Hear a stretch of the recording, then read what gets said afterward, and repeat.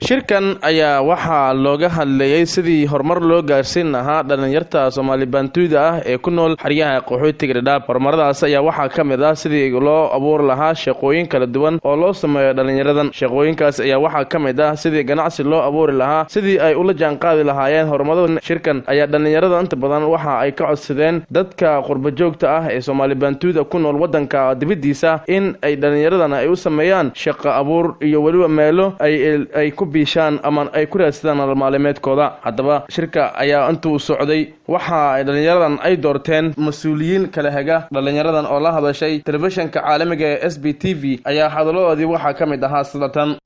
aan u horumarin lahayn marka bulshadeena oo maadaama ay aad ay u liidsan tahay oo aan aragnay dhan walba haday ahaan lahayd xagga ganacsiga ama dhaqaalaha haday ahaan lahayd xagga waxbarashada haday ahaan lahayd dhan walba marka waxaan rabnaa in laga garab qabto taa iyada ah waxa sida qofka walaalkay aniga iga horeeyay oo hadlay hore uu sheegayba waxa micnaha nagu caawinaya laba hay'adood oo hay'adaha dawliga aan ahayn oo magacyadooda marka la soo gaabiyo loo yaqaano SBYL iyo SPYD kuwaasoo mar walba u taagan in ay macnaha ka shaqeeyaan horumarka bulshada. shirkaas ayaa may ninka sacafbahay ama iskale liska igaracnay hadda shirkan aniga meesha ku qabanay dhalinyarada ina walban qobodo iyo codsadeen oo ku codsadooyaan hay'adahaas oo ku howlgalayaan dibadda ina wal ku qobodan Soomaali Bantuuda oo ku nool dibadda iyo ay ku codsadooyana dhalinyaradii codsadooytana ma ku noolaan xarada qaxootiyaalka dhagaxley iyo xagar dheer maalgelin oo business dhinaca ganacsiga hirshay sidii oo in la qabsado fadan adduunka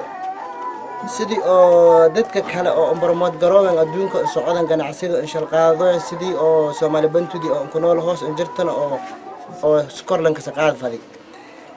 dhalinyaradaas badan waxyaalo badan markii falaanjiyan maysan batay in ayagu waxyaalaha la kaliidsin abaskalno oo la ka fahansiinin wafdi ka socdo SBYL oo ka dhaadhiciya may ahaaytay wixii Soomaali Bantuuda horumar waaysinta may atay ina oo lanka badi dhinac ganacsiga heshay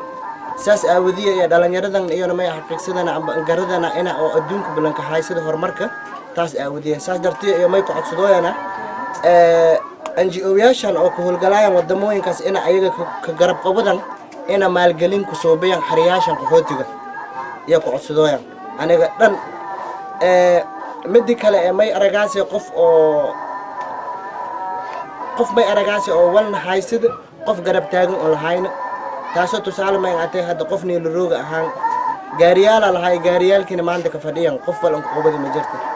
si kastaba ahaatee maaha markii ugu horeysay shir noocan oo kale ay qabsadaan dhalinyarta ku nool xeryaha qaxootiga Dadaab iyo Faafi. Dhalinyartan ayaa waxa ay ka kala imaadeen xeryaha sida Ifo, Dhagaxley iyo waliba Xagar Dheera. Cabdirasaaq Miftaax, telefishinka caalamiga SBTV, xerada qaxootiga Xagar Dheera.